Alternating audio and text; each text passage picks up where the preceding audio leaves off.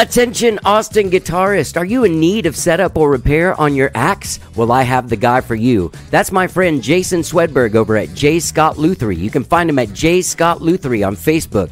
Gang, I've been taking my guitars to Jason for over 20 years, and not only does he do the very best job, but he has the fastest service and the best prices in town. Find him at J. Scott Lutherie on Facebook or jason.swedberg@gmail.com. Gang, whether it's acoustic or electric, Jason is your guy. Get your guitars fixed. Hey, gang, are you new to this podcast? Have you subscribed on Spotify, Stitcher, or Apple Podcasts and realized that you can only access the 20 most recent shows on these platforms? Do you, my friend, want to binge on How Did I Get Here? Well, check out our archives that are available on the Podbean app. If you follow us on the Podbean app, we have every single show ever released on that platform. You'll also get all of your favorite shows like Fresh Air, WTF with Mark Maron, ID10T, the Michelle Obama podcast. All podcasts available there, and you can also access over 1,000 How Did I Get Here episodes. So, download the Podbean app from your app store and start listening today. Let's get down. And you may ask yourself, well, how did I get here?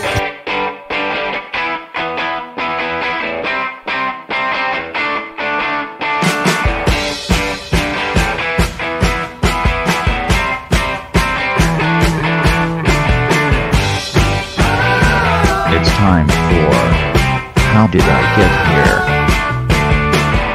And now here is your host,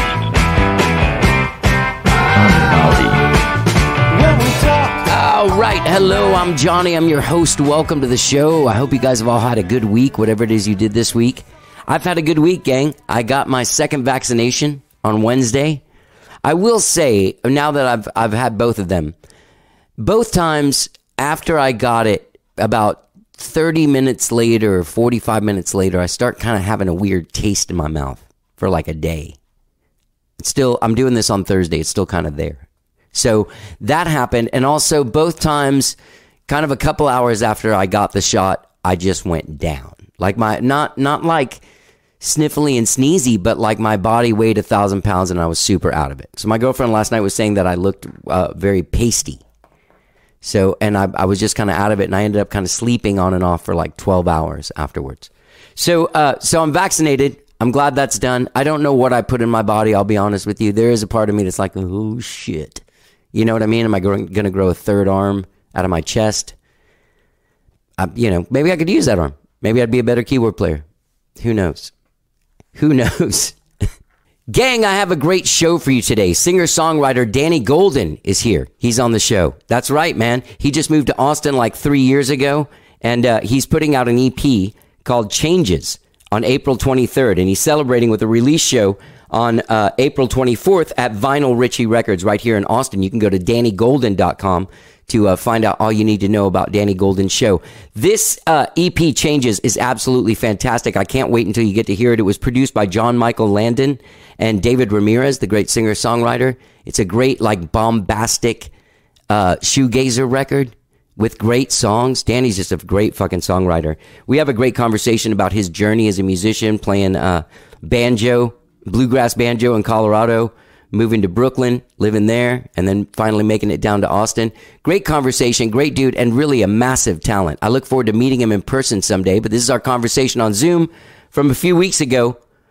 Without further ado, enjoy my conversation with the immensely talented Danny Golden. Let's get down.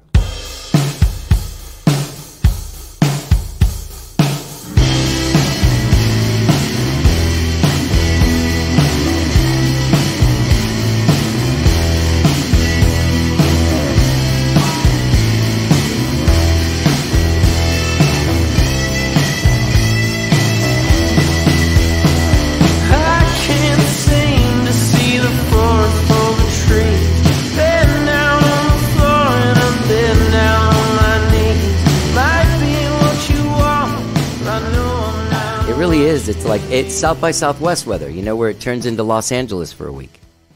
Yeah, and then all of a sudden, without the South by Southwest part. Right, exactly. Have you played a lot of South by Southwest? Have you played any?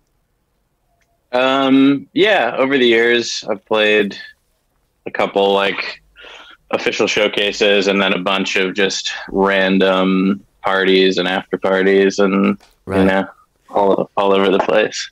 Dude, did we meet? We know each other, don't we? From a different place, I think. I think so. I did this. I did this tour with Taylor Davis. Sorry to interrupt you. Remember, do you know Taylor Davis? You know what I'm talking about? Dallas kid. He was a singer-songwriter in like 2006. I don't think I know him. Did you know a guy named Schwa Losbin? Okay. I don't think I know these guys. Okay. I went to I did this show in Dewey Beach, Delaware. That was like this music festival thing, and I ended up hanging out with all these like cool dudes, and I thought that's where I knew your name. Maybe there's another guy with your name. Could be. I've never been to Dewey Beach, Delaware. I've never had the pleasure. It's pretty nice, actually. I believe it. You're from Pittsburgh, man? Yeah. Grew up in Pittsburgh, and I love going back there. Went to school out in Colorado, then kind of went back to Pittsburgh for a little bit, figuring out what I was going to do, and ended up down here about, let's see, I'm 28 now, so moved down here when I was 22, so 5-6 years. Wow. How long have you been down here in Austin? I've lived here since 91. And I lived here for a year in like 1984 and 85. You've seen some pretty cool. Yeah, I've been coming eras. here all my life. Yeah. I was a little kid at the Armadillo. I'm like 52. So I was a little kid playing at the Armadillo with other kids at one point on some weekends. That's pretty cool. Pretty cool. Yeah. Dude, your EP Changes is fucking fantastic, man. Thank you. Fucking awesome. Thanks, man. I appreciate that. Yeah. So tell me a little bit about the record. It was really cool. John Michael Landon is the dude that plays bass with no, Michael Landon has played in some bands around town, but he's really a producer. He runs Estuary Studio, which is up off of North Loop. And I did my last LP with him, and we just have a really Old Love. And we just developed a really good friendship and a really good working relationship. And so I had some music kind of half written, and I wanted to do something, and I thought, well, let's do a single. And we went in and started working on one of the songs. I don't even remember what we did first. And slowly it just kind of became an EP. And he, I kind of told him, like, here's what I'm writing about, but I've been listening to all of this kind of early 90s rock and roll stuff, like shoegaze. I had never heard My Bloody Valentine. I had missed out on hearing them until I was like 26 years old, and all of a sudden was like, whoa, this is incredible. I don't know if they're my first or second favorite band. It switches between them and the Beatles, but they had they kicked me in the fucking teeth when I heard them. They're a game changer. Yeah. It's just, I'm sure, I mean, to take the really, really like objectively ugly sounds that they use and make some of the most beautiful music. It's just, it's mind blowing. Dude, I have a fucking jazz master because of that. Yeah. Everybody wanted, at one point, like, I had this whole group of friends. Like, we went from wanting to be Robin Guthrie from the Cocteau Twins to being Kevin Shields in My Bloody Valentine. Oh, that's like the coolest guy. The non-shredders. You know what I mean? Yeah.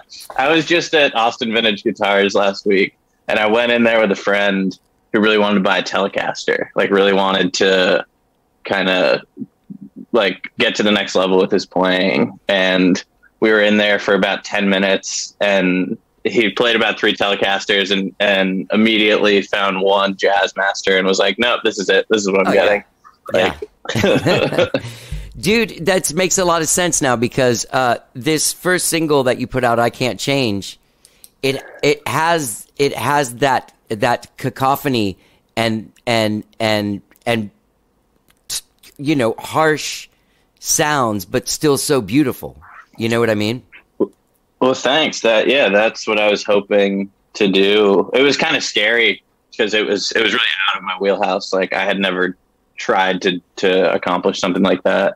And that's where I was lucky to have John Michael Landon to like steer the ship recording that, and the guys in the band, Ben Brown, Sam Pankey, and Jeff Olson, who all kind of heard what I was saying and what I wanted to go for and immediately reacted like, all right, we got this. Yeah. So that's your band. Even though you're a solo artist, you have this band.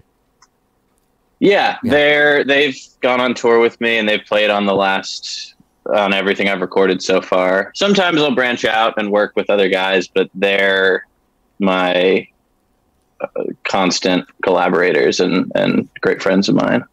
How did you hook up with David Ramirez?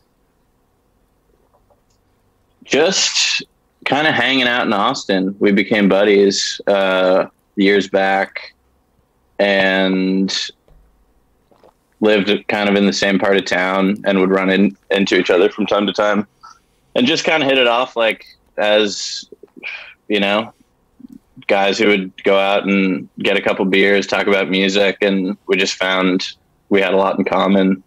And he's a great mentor to a ton of kind of up and coming artists in town. Like if you're working on something, he's always happy to listen to it.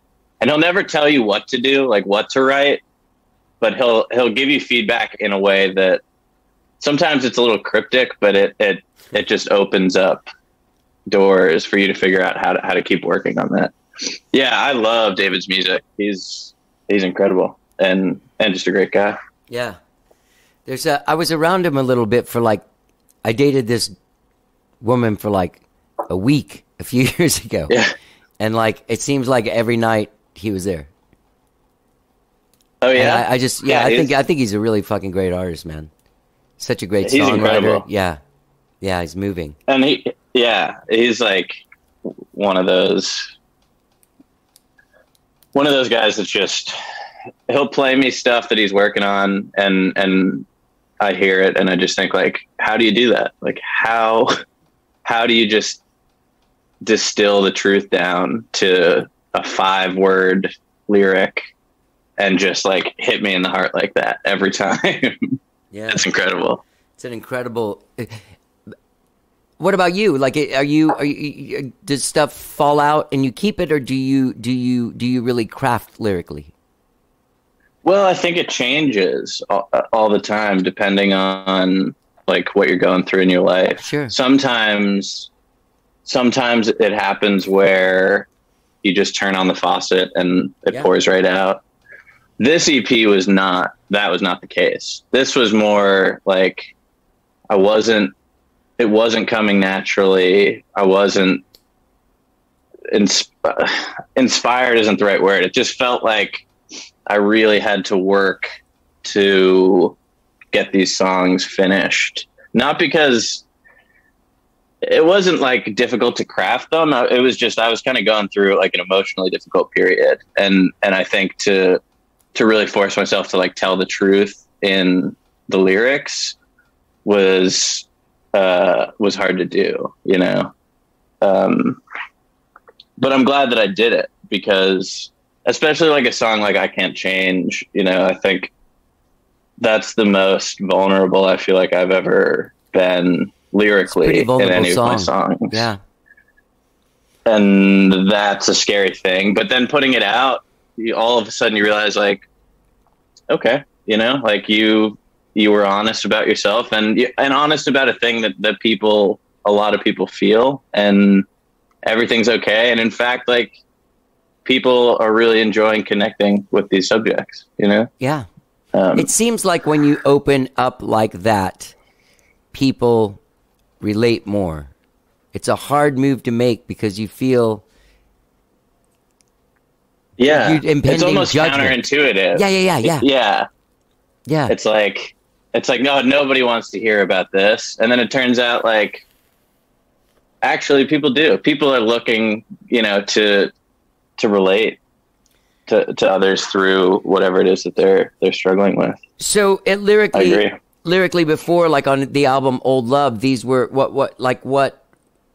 how far were you going in your own personal experience or personal feelings and emotions in those songs as opposed to like telling stories or something? I mean, the songs were still, to some degree, always about my life and my experience. But I think as you're growing as an artist, like you start to be able to dig a little bit deeper and a little bit deeper into what you can accurately talk about with your work. And so I think you start out as a songwriter just like, I mean, some people naturally can just do it, and that's a small minority. I think it takes a lot of work to get half decent at writing songs that mean something. And I think I went from, writing about observations about things in the world and observations of friends and like love relationships to, story songs, but never anything that was like taking my, binoculars or my microscope and turning it on myself like that.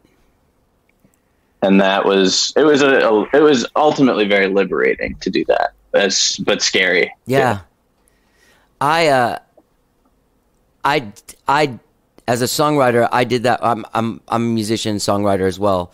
And, and as a songwriter, when I remember writing my first song that was opening up the thing and turning that microscope on yourself. And even if it wasn't always in the best light or something, like the first song that I wrote like that was, I've always had like a bunch of mentors here, people that look after me and that are older, like you and David, you know what I mean? Like he's got a couple years on you. He's like, you just, it's a great thing about this community is that people sort of like feel a sense of duty to keep it going and bring people, up and help them get better. When I presented that song to people that were those people in my life, the response was overwhelming.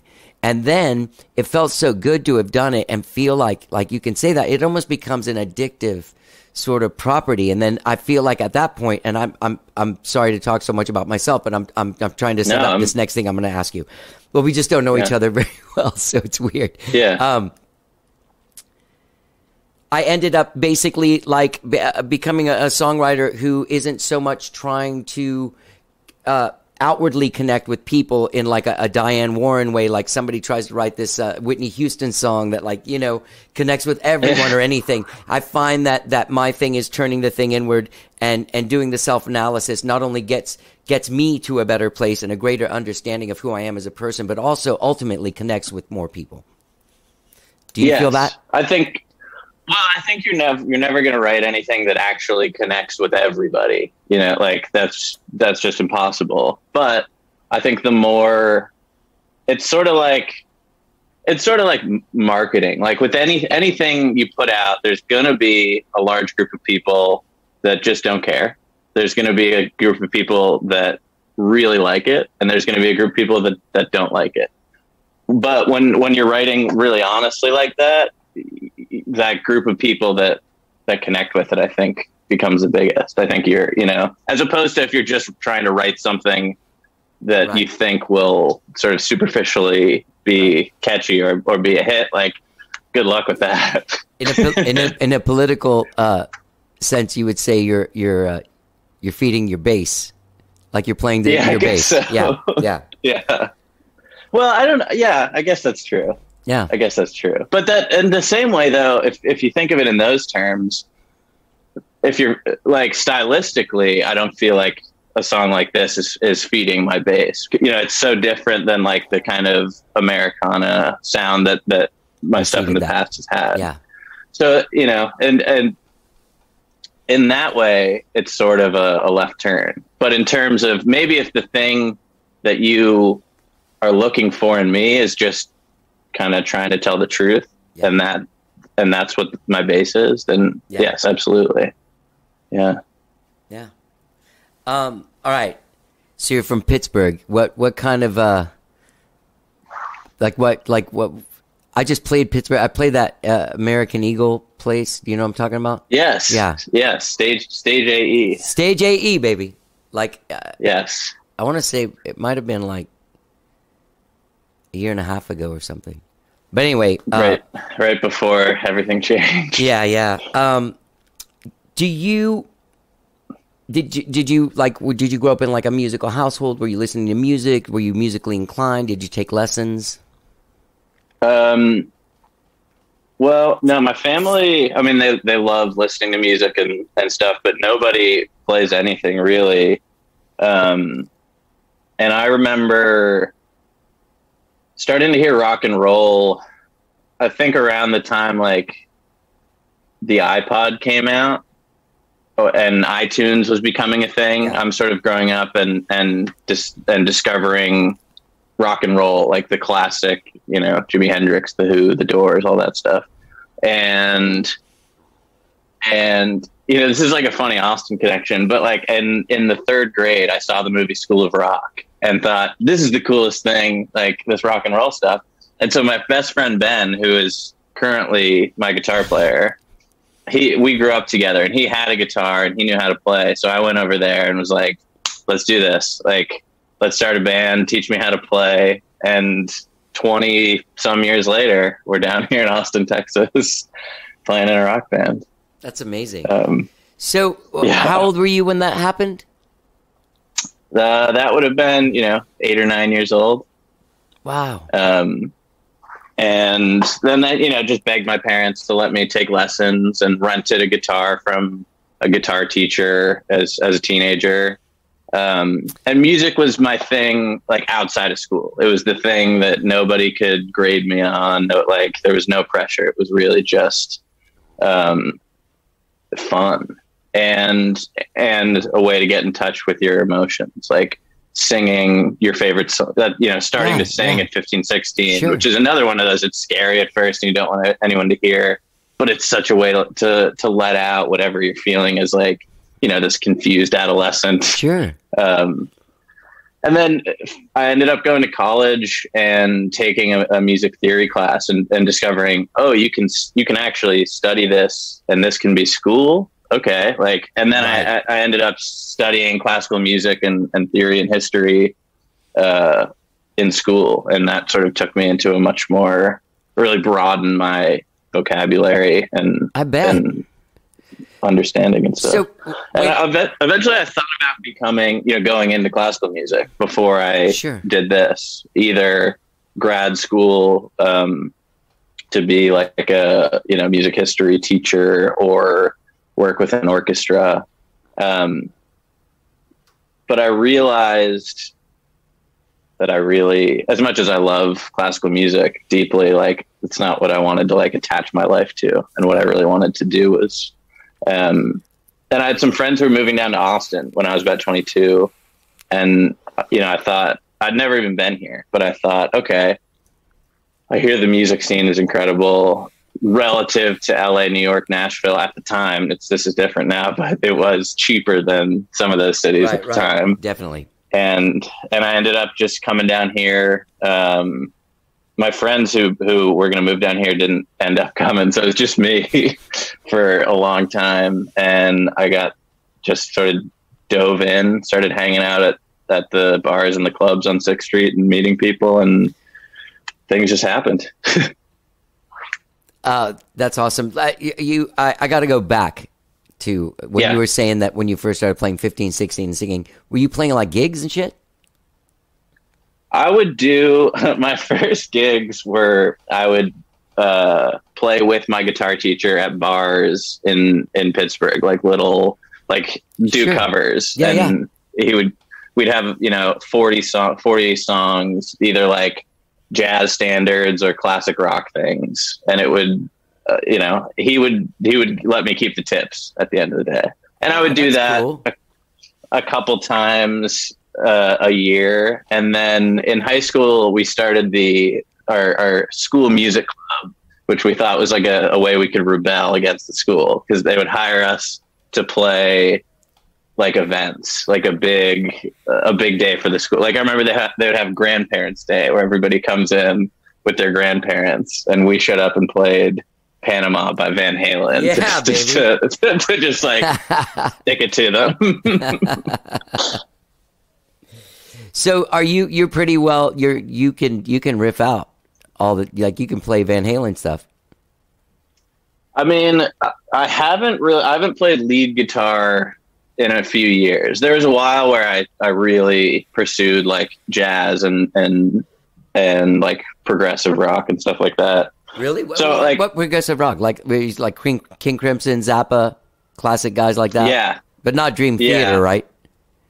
No, I never got quite so far like towards Dream Theater. But yeah, Zappa, King Crimson, exactly. And there was a time where I, again, wanted to do that. And I think any musician, like, as you're developing, you have, a year or two in your development where you think you're going in one direction and then something else happens and you still keep that skill set with you, but you sort of evolve into something else. And eventually, hopefully you can bring all of those skills together to do whatever it is you're going to end up doing. I had a 2-year left turn into what we would call world beat funk soul rock in 89 and 90.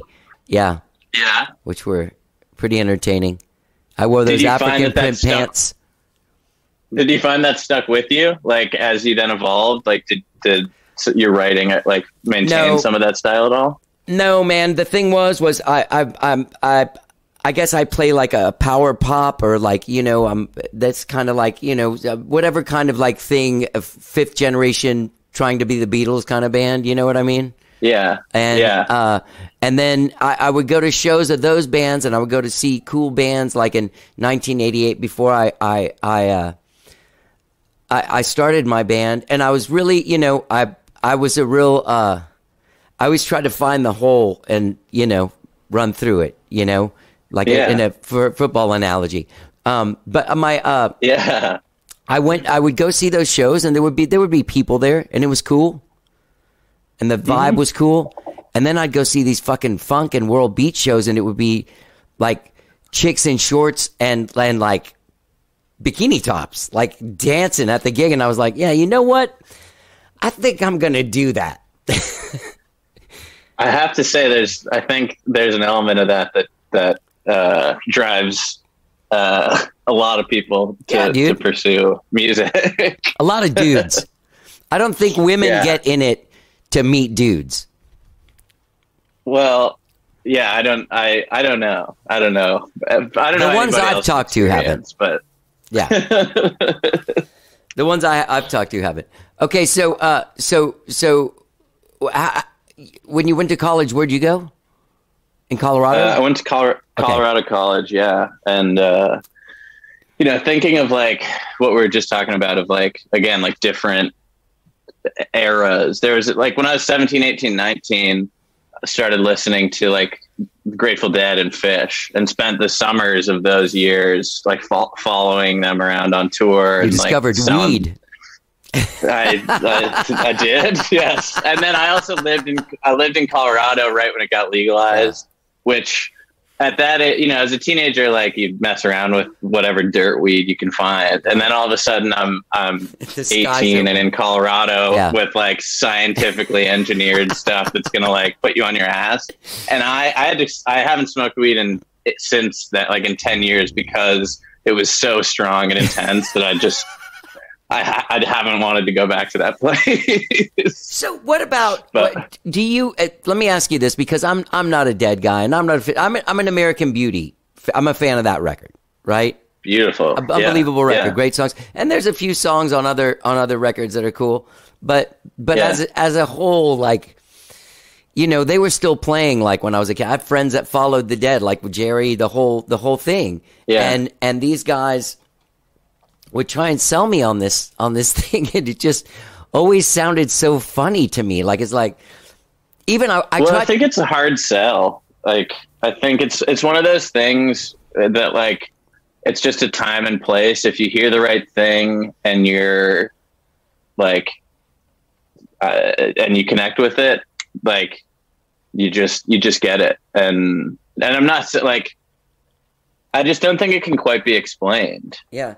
Like, you can sell all you want. Like, well, it's so cool. And they never play the same show. And they, and it's like, okay, like that's whatever. It's just, it hit me as a teenager hearing recordings, like bootleg recordings from late 60s shows. There was some really magical feeling, like it almost transported you back there to this other time, and you would hear like it just was so exciting. And once you're hooked on that stuff, good, that's it. You're a deadhead. Yeah. Are you like, as far as like how you know jazz? You were playing jazz with your guitar teacher standards. And so you understand it. So my question is, I've always heard from a lot of great musicians that are fans of the Grateful Dead is that's what's going on with them, jazz. In the sense of that it's like free improvisation. Anything can happen in the moment. It's a lot sloppier than like a great jazz band. Like I think it would be a little bit insulting to like really put them in the same category. Like, but at the core, it's just that like. But that's kind of what's informing that freedom. Yeah, exactly. Yeah. It's like the same philosophy. They bring the same philosophy to it. Exactly. Yeah. What about Fish? It's more like Dixieland jazz, where everyone's like playing at the same time over each other, but like add electric guitars and LSD, and you just get a whole thing going on. Well, man, I have a presentation feeling. Like, it doesn't have to be like Lady Gaga level, but I like a show. And the way those shows started, I remember people, I had tape collector friends and shit like that in high school. Like, oh man, you got to understand, like 1985, 86, 87, they would play me. And just like the show's starting and it's like someone doom, doom, and you're like, they fucking come out like with a song like, hey, you know what I mean? Like if you went and saw U2 or something. Yeah, it's like, I think if that's, those were some of the first shows that I saw were like Dead. I was not around for Jerry, but like other, iterations of the Dead. And because those were like some of my first live music experiences, I didn't have other expectations. So I just thought, oh, like all shows just kind of work like this. And then you go to see like a real like rock and roll show and the pyrotechnics and everything. Like I saw Iron Maiden around the same time. It was like, whoa. Like, what's going on here? They have a set list. It's like there's a pyramid on stage. You got Eddie, the fucking dead skeleton guy, coming out. Yeah, I love Maiden, man. So, I don't know. Me too. I love. Well, we were talking about the Dead a bunch. I love the Dead, but like I love so many bands. Me too, so man. much. Iron Maiden included. Who else did you see back then? I'm trying to think of like my first concerts. My first concert was the Backstreet Boys with Shaggy opening up for them. That's killer, dude. Which isn't the thing that made me catch the music bug, believe it or not. I could see that.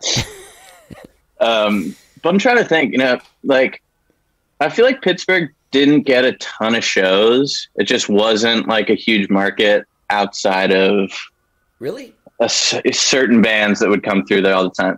Like they do now, but there was a period where we didn't have that many venues. We had the huge arena, some tiny clubs, but like nothing in between. So any band that was like medium market, like wasn't really coming through for a little bit, at least for, when I was really concert going age. Right. And that's changed now. Pittsburgh's had like this just boom with tech and a couple other industries, and there's like just a renaissance, and there's art and music everywhere. Yeah. It seemed when I was there that it was it wasn't what you thought when you think Pittsburgh. Yeah, I think I went up the side of the mountain. I'm like the incline. The incline, baby. I'm a huge Pittsburgh pride. Yeah. Like anybody. I have only great things to say about that place. Yins. right? Yins. Yeah. I got that when I was up there. Our local dialect. Yeah. And what's the sandwich place? And then we'll move back onto music. Yeah, the sandwich place is Permanis. Yeah. Yeah. Permanis. French fries and coleslaw on the sandwich, yep. I was staying in this hotel. I have this one funny thing. Oh, there's also, do you know Jared Tootin? He lives here. He's an engineer and producer. I'm not sure. Is he a Pittsburgh guy? No. He's a here guy. I just remember, okay, so we're going from our hotel to Permanis, and for some reason, I viewed it as like 15 blocks away, but it was like 2 blocks over. So we did like this huge circle, and I remember just walking down the street and thinking, man, this guy looks like my friend Jared from Austin. He's like, hey, Johnny. And it was him. He was doing some other show there. But yeah, so we walked and then some other member of our band was like, all right, let's go back. And I was like, oh, no, that's the wrong way. And he's like, what do you mean? Our hotel's right there. And I was like, oh, yeah. You've tapped into an identifying feature of the city of Pittsburgh, which is the urban planning is completely bizarre. Right. And unless you grew up there, really good luck trying to get anywhere without Google Maps and a lot of patience. Yeah. It is a beautiful city, though. Yeah, beautiful. Was there any kind of scene there musically when you were? Well, I didn't grow up like in the city proper. There weren't, a lot of people that really lived downtown. At that point, it was mostly just business and industrial. Uh-huh. So I lived in like a town about 15 minutes, 20 minutes outside of Pittsburgh. Okay. And so my like musical education at the beginning was really just like, downloading music online, through the internet, learning about rock and roll, jam bands, jazz, and then getting together with my 5 or 6 best friends. We all decided to pick a different instrument so that we could, just jam together. And that was it. It was just getting in the basement every Friday, Saturday night for years with my best friends. That's how we learned music and learned about music. That's one thing we don't have here is basements. Yeah, that's true. Yeah. And it's so, I think about growing up in Austin, like if a kid growing up in Austin, like you would get exposed to so much live music and so many artists. And that was really different for me. I didn't know any musicians. I didn't even know you could really do that as a living. Like I knew there were people, in LA and New York who were musicians, but it didn't seem like a real job. Yeah.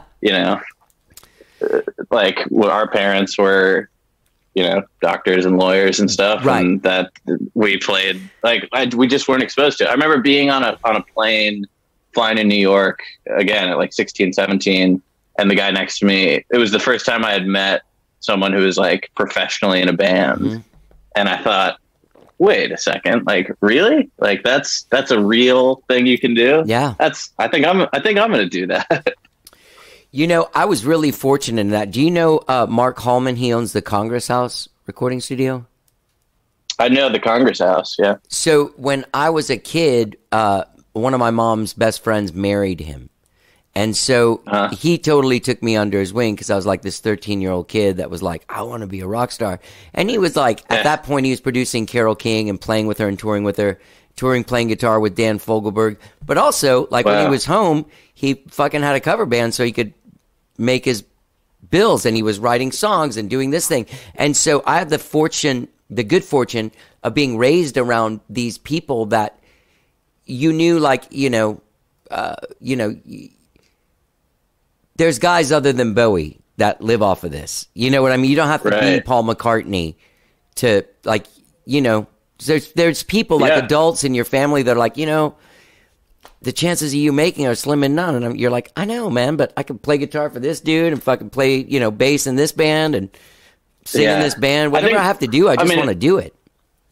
I think it's really cool and for kids to be exposed to being around artists growing up and to have that seem like a viable option as a way to live. I think that I think there's a lot of stuff in our world that sort of like limits kids' ideas of what they can do with their life. And so to be around artists and understand that there are a lot of different ways of living is really cool. Yeah. Yeah. When did you decide that this was it for you? Like, this is my... I think when I moved to Austin, it was like, just, you know, I decided like, I don't want to go to graduate school. I had a connection in LA with a recording studio and trying to go out there and, you know, go through like being a gopher and then being an engineer, you know, all that stuff. And I thought about doing that, but I also realized like I'm not that great with like the technical side of things, like, you know, creative, like performing, writing, the creative side. Like I live for that, but like I can barely dial in like good tones when we're recording. Like that's when I need help from a team. But so I decided like maybe that's not the best route to go with my career. Right. And so I thought, all right, I'll go down to Austin and I'll write and I'll start getting gigs and I'll offer to play with other people and I'll get a job at a restaurant and we'll see what happens. And just kind of those were the ingredients, and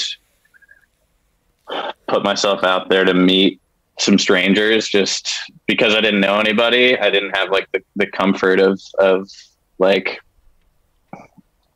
having friends and relationships already set. So I had to sort of go out and run into people and be uncomfortable a lot. Yeah. And I met, I went to Hotel Vegas the first weekend I was here, and I met my friend Brendan Bond, who has played in a bunch of bands in town. Now he's playing bass with the Black Pumas, who are like blown up. And he played a show. I talked to him after his set, and yeah, I didn't know him at the time, and just said like, "Hey man, I just moved down here. I am sort of figuring it out, but like watching your show just now, like really inspired me and sort of affirmed my choice to be here. Like what you're doing is like, that's what I want to do." Right. And he said, "Oh, that's cool, man. Like, you know, hit me up. Like if you ever need anything," which people say that, but they don't always mean that. But sure enough, like he helped me put a band together and connect me with people. And once it started going, it just, you know, caught a couple good waves and built some momentum. And I've been able to live, you know, as an artist for at least this far. What have you been doing for the last year? Like, have you been doing live streams and like? Yeah, I haven't been playing out. It's been funny though, like being in Texas. I mean, the bars like had gigs. Yeah. Starting like last June. Yeah. Like, and I was not eager to be a part of that. No. But mostly I just used the last year to try and live simply and cheaply off of what I have now and just write and record. And that's been pretty amazing. Like once I just decided, okay, that's what I'm doing. I went up to Dallas, started recording up at Modern Electric Studios up there with Jason Burt, who's a good friend of mine. And it was funny, after I'd finished the Changes EP, I felt like I had gone through this really uncomfortable process of like writing about things like we talked about earlier that are uncomfortable, but then ultimately it's rewarding at the end of the day. And having been through that, I then was able to approach all this new stuff that I'm making right now pretty fearlessly. Just, you know, do whatever happens, you know, let it all come out. And then, you know, you can edit, you can mix, but like, don't be afraid to say whatever's coming out, you know? Yeah. And that's been really freeing and really like artistically rewarding. Do you know Curtis McMurtry? I've seen him at Continental Club. He has a classical background as well. Is that right? Yeah. Yeah. Well, he plays a weekly thing at Continental, right? I mean, in the old times, normal times. His dad did, James McMurtry. The author, right? No, that's his grandfather, Larry McMurtry. It's a whole family of just fucking insane Texas talent. legacy. Yeah. Yeah, I've been listening to Lonesome Dove on audiobook while I like clean up the house and do the dishes at night. Beautiful. It is. Yeah. What a poet, you know. It's such a beautifully written book. Well, there's something that just Texas, like the landscape and the history and the culture, lends itself to artistically, like that you see in literature like that, or you hear in like Texas singer-songwriters music, or you see like in like the visual arts or like stuff. I'm thinking of like Terry Allen, like his sculptures and paintings, but also his music, everything he does. That guy is a genius. Everything he does, he's a genius. Do you know him? I've never actually. I did. I met him one time. This is like one of the most starstruck I've ever been. I was at Violet Crown Theater watching a movie, and he was just happened to be there, and I ran into him and probably said something like, oh, and then walked away. Like, but just funny because like I don't think outside of like, it's not like he's like some world famous superstar, but he's like if you know who to Terry his base he is, like, yeah, exactly. He is. Oh, I love his music. Yeah, me too, man. And he's a beautiful guy. Him and Joe Harvey are wonderful. When I moved back here in 1991, I had already been friends with their son Bucka, the keyboard player, and like the first day I moved here, Bucka had this big party, and I met them there, and I didn't know that Terry Allen was Bucka's dad. I didn't know that Terry Allen was an artist. I just knew Bucka as a dude from seeing him at shows, and like, hey, when you move to Austin, call me. And, you know, you hang out all the time. So I called him when I moved here. He's like, shit, I'm having this big party tomorrow. Come over. So I went there. All these great people were there.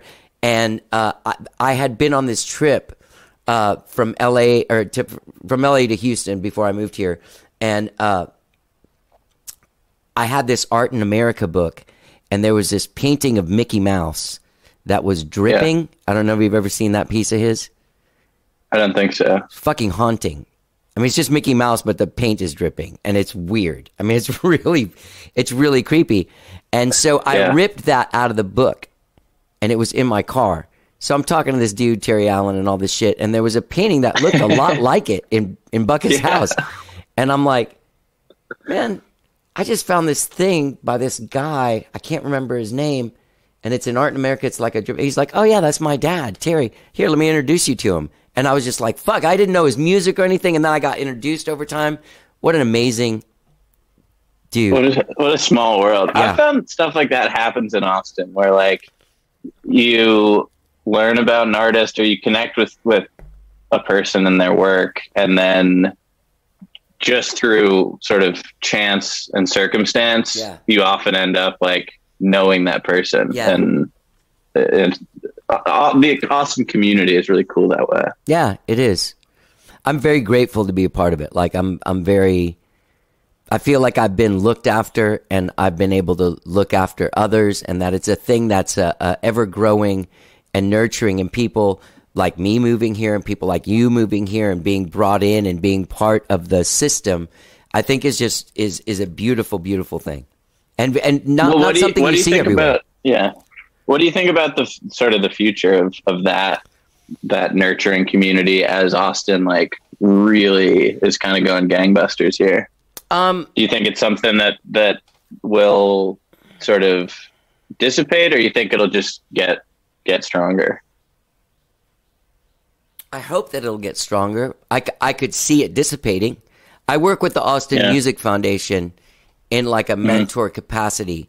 So, I don't know. I feel like there are a lot of us that are older that are ready to, lift others, Yeah. Like I used to be, when I was on a subsidiary of Elektra Records that I got signed in the late 90s, and there was people like John D. Graham having breakfast with him on a regular basis, talking me through what the fuck was happening to my life.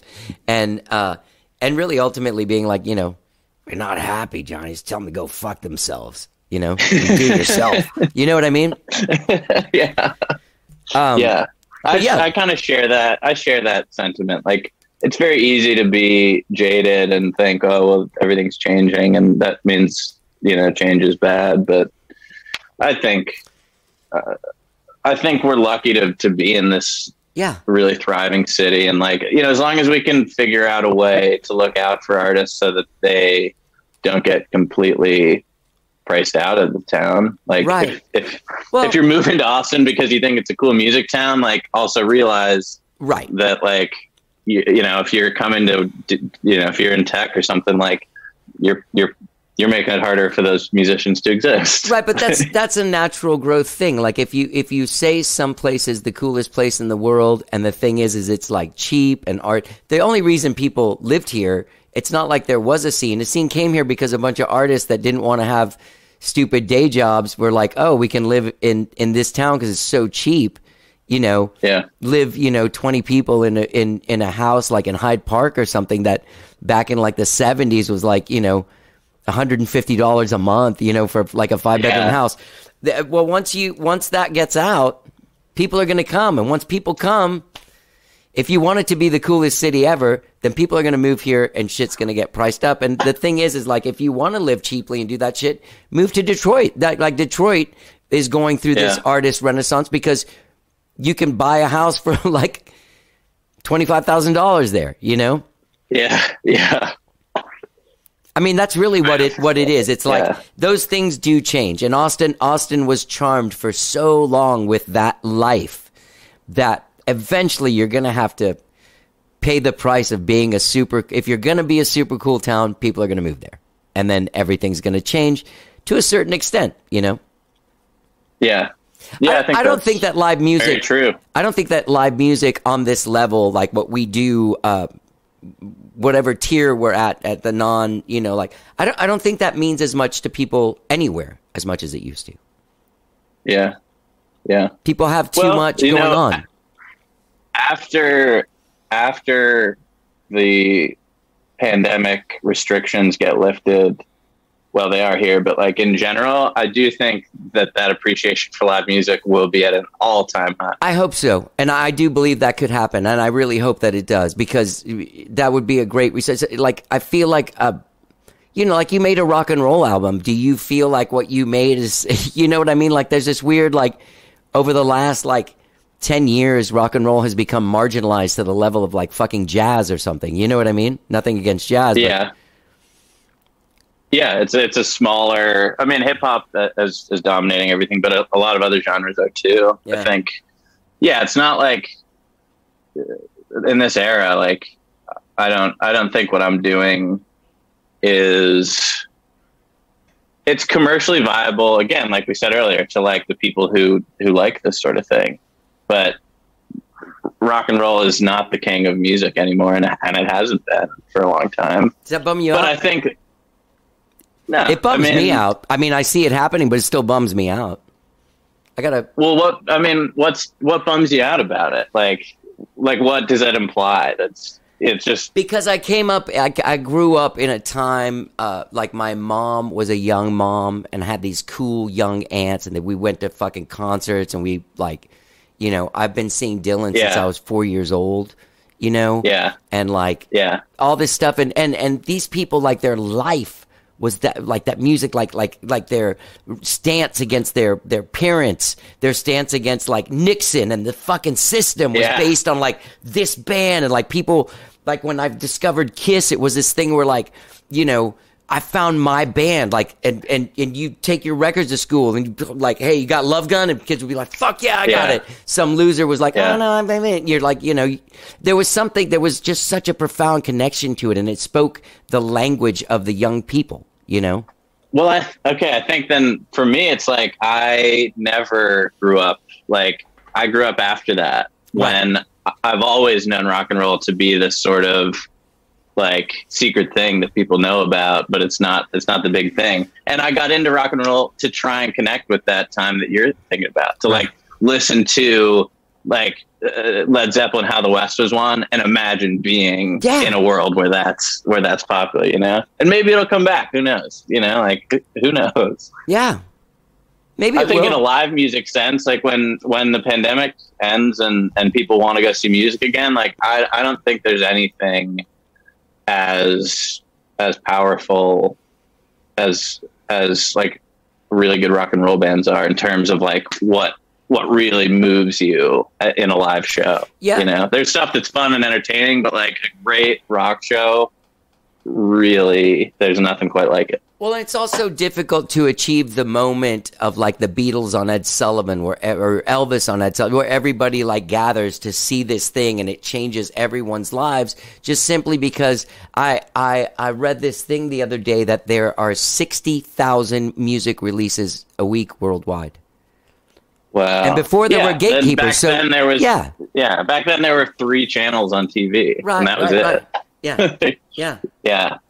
And it just goes, like, and there's stuff goes viral. Like there are a few things, you know, every couple of weeks, there's like a viral song through TikTok or something like that. But like, there's also a ton of great music being made that is finding an audience and, you know, builds a community through what it's saying. But it's not like as a rock song. It's not like a Dylan song that's changing the culture, you know? Yeah.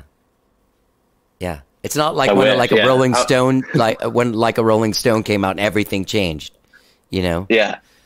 Yeah. I mean, I don't even know what that would be like, because again, like I grew up, music was like the Apple era of like, I listened to all my music on an iPod. I don't know what like a world changing song is really like. I know what like a song of the summer is like. Sure. Like, Get Lucky or something. I don't know. Yeah. Exactly. Yeah. You know, I know what that's like, but I've never lived in a world where like a rock song comes out that changes everything. And I wonder if we ever will, you know, as technology changes again, if we'll like reach a moment where something does that again. Yeah. Who knows? You know, man. I hope so. I remember I was like 13 when I was 12 when MTV came out, but I was like 13 when I first saw it. Yeah. And I mean, obviously, like 13, and you're like starting to get into I want to be a musician, and then all of a sudden there's like 24 hours of just everyone like basically like whatever your version of like YouTube videos and getting like educating yourself on stuff, and we were educating ourselves in that way. And I think that was kind of like the last sort of like, I mean, outside of like Nirvana or something, Metallica. Yeah. Yeah. That was the last sort of like giant sort of shift I saw. Well, that would be like the era. I mean, MTV kind of I feel like MTV pivoted somewhere around like 2003, 2004 to be like a reality show channel. Yeah. You know? Well, yeah, there's a great book called I Want My MTV that tells the whole story of it from everyone's perspective, from the artists and the people that started it, the record labels, the managers, video directors, and all this stuff, and sort of what they view it as. It goes from the beginning of MTV, or before it started telling the story, how it came together, up until when the Real World came out, because that's when the shift changed. And when the Real World came out, because basically, like, there's like, you know, hey, it's called music television, why don't you play music? And they were like, if people watched it and didn't want to watch it, they would show music. What happened was there was a cultural shift, and it turns out that MTV wasn't music television. It was youth culture television. And when it started, youth culture was completely music-based. Yeah. You know? Yep. Yeah, that's all these things just sort of have their like, MTV arrived, changed everything, and then became like the dominating force in youth culture. And then at a certain point, like, other things in the world are going to change, and it's not going to occupy that space. Yeah. And, you know, now I think I guess YouTube, maybe TikTok is that thing that like is the home of youth and teen culture. And I wonder how long that'll last. But I think Twitch. I haven't gotten involved in Twitch yet. That's I don't even know what's on there. Yeah, I mean, that's the thing is like I'm 52 and someone tells me like, oh no, it's a thing where you can watch guys play video games. I'm like, that's how fucking passive our culture has become. Like you're watching another guy pretend to be doing something. Like that's your fucking life. I'll never get on that. That's really funny. Yeah. Yeah, that makes me want rock and roll back. Yeah, that's what I'm saying. Like getting in a van and people sweating and like place reeks of booze, sweat, and weed and cigarettes or whatever the hell. It's just nasty and it's beautiful. Come watch me play video games. That's funny. It's true though. You've seen that, right? I didn't know that's all it was. No, that's not. There's a lot of other stuff, but that's a main thing. Yeah, one of my best friends that I do a lot of work with musically. Do you know this guy, Einar Peterson? He has a room over at the Bubble. Sure. He works with Frenchie over there a lot. Anyway, I know the Bubble, yeah. He was telling, he's got a son, and he was like, oh yeah, Twitch, man, that's the latest thing. I'm like, well, what does he watch on there? And he's like, he watches other guys playing video games, and people pay them. And I'm like, what kind of world is this anymore? I guess you could connect it back to like the 60s and 70s of like, there's one guy who's like the rock star who like it's almost a model. Like I would guess kids kind of aspire to be that now. Like, oh, well, I want to be a famous Twitch streamer, get so good at gaming that people do that. Is the equivalent of wanting to be a guitarist in the early 70s. You know? Yeah. It's all just, kind of the same themes and different flavors. Yeah. Yeah. Do you have a Patreon? No? Do you do a Patreon thing? I've never done Patreon. I subscribe to things on Patreon, but I don't personally have one. Cool. So this EP drops April 23rd. Yes, that's exactly right. Will you be doing any kind of special?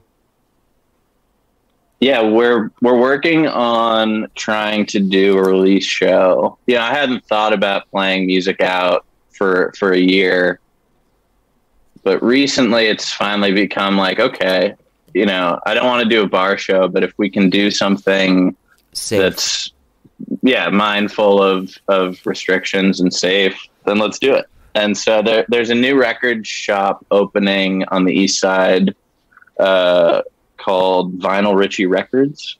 It's a cool space, and they've got a nice outdoor section. And I think they're not open yet, but we're going to try and do that Saturday night, the 24th, a record release show, and hopefully a live stream with it for people who either aren't in Austin or who don't feel like comfortable going out to a gig. Sure. But yeah, April 24th, Vinyl Ritchie Records. Vinyl Ritchie. Let me write that down. Man, I'm glad. Where is that? Do you know? I think it's off of Weberville, kind of over by like the Radio Mill. If the White Denim guys have a studio over there. I'm not sure. I'm going to go. I'm supposed to visit it this week. But I hear it's a cool space. Yeah. Dude, it's been really great talking to you. Yeah, I've really enjoyed all these subjects and everything you've had to say too. Yeah. I appreciate you having me on. No problem, man. We should, I hope to run into you at some point. And I hope so. And talk more, man. You are, your music is really great. You're a fucking great songwriter. And I love this record, or this EP, sorry. It's fucking amazing. Well, thank you. I really appreciate that. Yeah. Is there anything, people can find you at DannyGolden.com.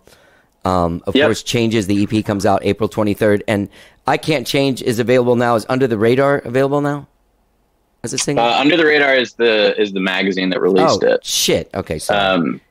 Yeah, so I Can't Change is out now. And then we've got a music video coming out next Wednesday for the song called Alien. So keep an eye out for that. And then 23rd of April, the EP comes out. Okay. This will be up in a few weeks, but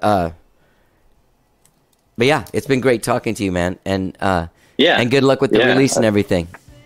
Thank you very much. Yeah, I hope to see you again. Me too, man. Look forward to meeting you in person. All right, take care.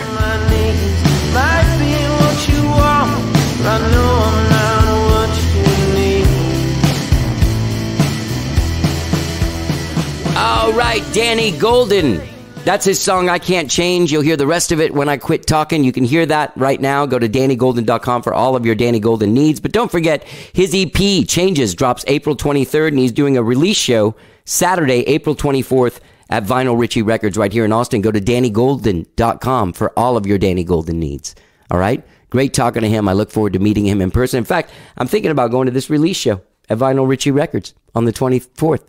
So maybe I'll see you there. Maybe I'll see you there. Fully vaccinated Johnny will see you there. All right. Don't forget, when you're out there checking out DannyGolden.com, you can subscribe to this podcast wherever it is that you find podcasts, be it Spotify, TuneIn, Apple Podcasts, Overcast, anywhere. Stitcher. Tell your Alexa, tell your Google. It's everywhere. Just say, hey, man, play the latest episode of How Did I Get Here? All right. Enjoy the rest of this great song, I Can't Change, from the upcoming EP Changes by Danny Golden. Have a great weekend, whatever it is you're doing. Let's get down. Keys inside.